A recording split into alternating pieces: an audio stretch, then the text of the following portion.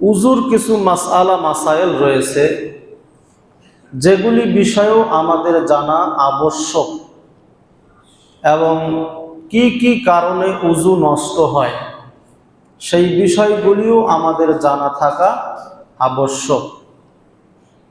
কেননা উজু যদি আমার ছুটে যায় আর আমি যদি না জানি তাহলে তো মুশকিল। অথবা আমার যেটা জানা আছে যে এই কারণে মনে হয় আমি যে এই কাজটা করলাম তো আমার মনে হয় উজু নষ্ট হয়ে গেছে, কিন্তু আসলে তার উজু নষ্ট হয় নাই। পুনরায় উজু করতে গিয়ে দেখা গেল তার ফরজ সালাতের জামাতে ছুটে গেল, অথচ তার উজু ছিল। এদিকে মাঝখানে তার জামাত ছুটে যাওয়ার কারণে নেকি কম পাইল। এই যে না জানা থাকার কারণে এই সমস্যাগুলি অনেক সময় আমাদের হয়। যাতে এই সমস্যাগুলি আমাদের না হয় এজন্য আমরা এই তাহারাত পবিত্রতা সম্পর্কে মোটামুটিভাবে বিস্তারিত আমরা আলোচনা করে আসতেছি। তো আজকে আমরা আলোচনা করব উজুর কিছু মাসআলা মাসাইল নিয়ে। এর পূর্বে আমরা উজুর ফজিলত সম্পর্কে কিছু আলোচনা আমরা শুনেছি, আলহামদুলিল্লাহ।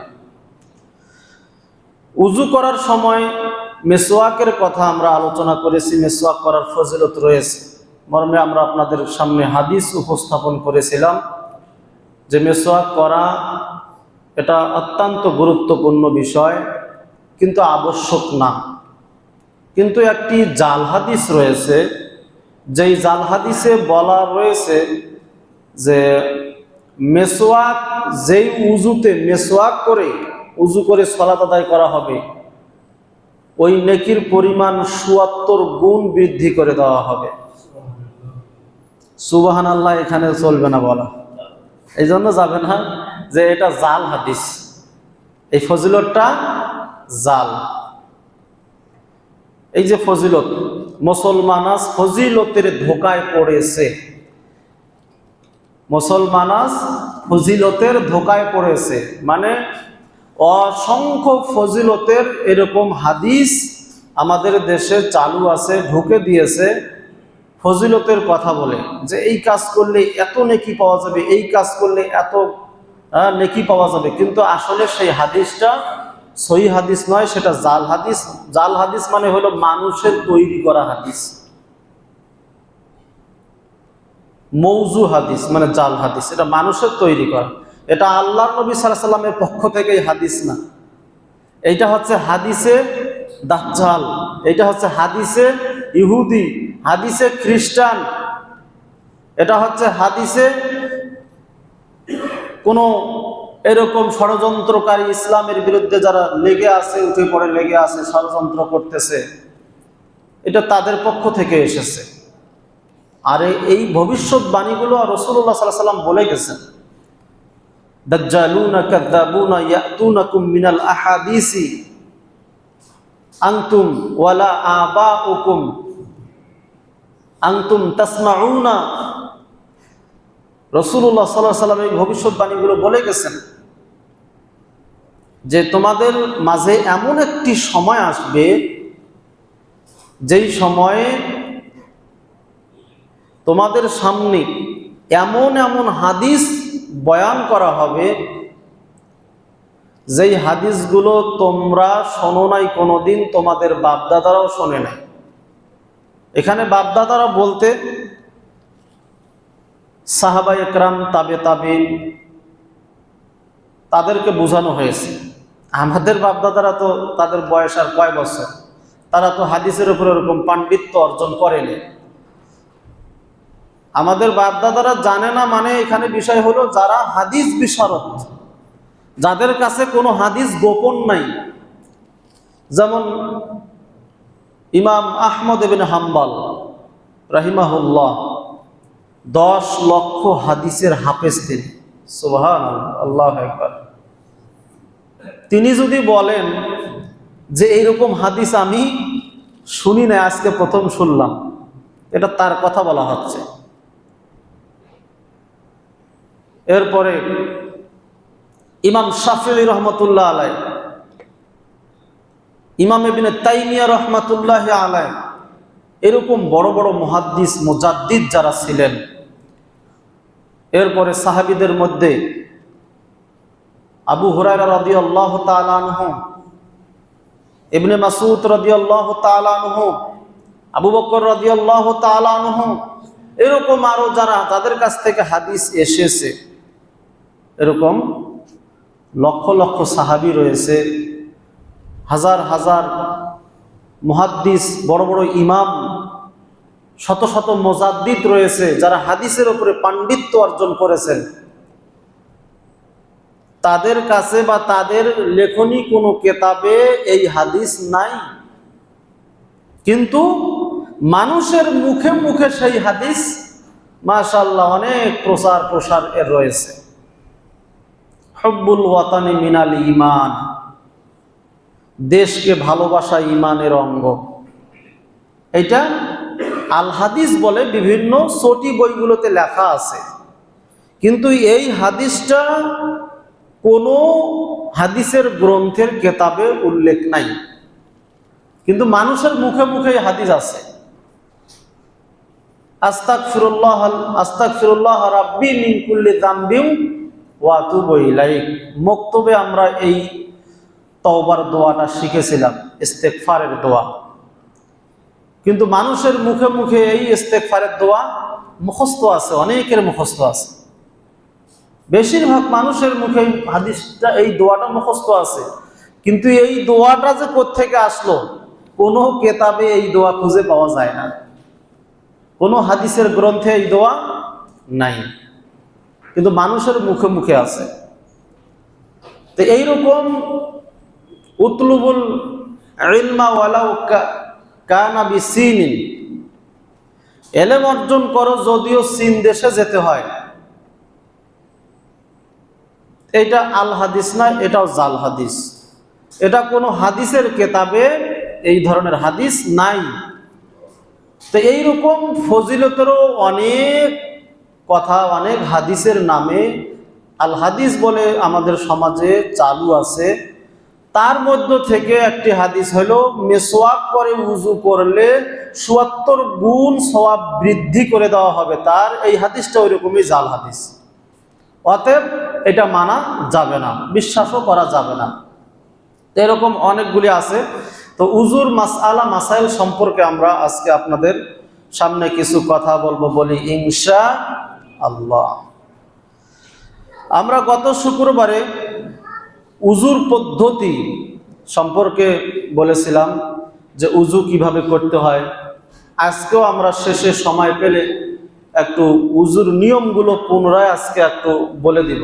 গত দিনে শুধু একবারে বলা হয়েছে, দ্বিতীয়বার আর ঝালাই করা হয় নাই। আর এই বিষয়টা আমরা এই জন্য গুরুত্ব দিব যে আমরা যে কষ্ট করে সালাত আদায় করতেছি, ব্যবসা বাণিজ্য, বাসার কাজ কাম ছেড়ে, এটা কিসের জন্য? এই সালাতটা যাতে আল্লাহ আমাদের কবুল করে, আমাদের মৃত্যুটা সহজভাবে হয়, কবরে যাতে কিয়ামত পর্যন্ত আরামে ঘুমাতে পারি, এরপরে আল্লাহ যাতে আমাদের জান্নাত দেয়, এই জন্যই তো, তাই না? এখানে আর কারো অন্য কোনো স্বার্থ আছে? কোনো স্বার্থ নাই, এইটাই আমাদের স্বার্থ, এবং এটাই আমাদের নিয়াত হওয়া দরকার, এইটাই আমাদের স্বার্থ হওয়া দরকার। আমরা এই স্বার্থে এসেছি যে আল্লাহ আমাদেরকে জান্নাত দিবেন, এইটাই। এর মধ্যে ভুল ত্রুটি মানুষের হবেই, তার জন্য আল্লাহ তওবার দরওয়াজা খুলে রেখেছেন। ভুল হবে, আল্লাহর কাছে মানুষ বান্দা ক্ষমা চাইবে, আল্লাহ তাকে ক্ষমা করে দিবেন, কিন্তু সেটা পশ্চিম দিকে সূর্য ওঠার আগে এবং মৃত্যুর মানে যখন গড়গড়া যখন আসে, মৃত্যুর সময় যখন আমি বুঝতে পারতেছি আমার মৃত্যু নিশ্চিত, এই সময় আসার পূর্বেই আপনাকে সেই তওবাটা, সেই ইস্তেগফার, এই তওবাটা আপনাকে সুযোগ পেতে হবে। তো এই জন্য কার কখন মৃত্যু আসে, এইরকম সময় আসবে এটা বলা যাবে না। অতএব সদা সর্বদা সব সময় আমাদের মৃত্যুর জন্য প্রস্তুত থাকতে হবে, এই ধরনের নিয়ত চিন্তা ভাবনায় আমাদের থাকতে হবে। তাহলে আমরা আসি কিসের জন্য? জান্নাত পাওয়ার জন্য। তাহলে এই যে জান্নাত পাইতে হলে কি করতে হয়? আল্লাহর ইবাদত করতে হয়, সালাত আদায় করতে হয়। আর সালাত আদায় করতে হলে পবিত্রতা, তাহারাত, পবিত্রতা অর্জন করতে হবে।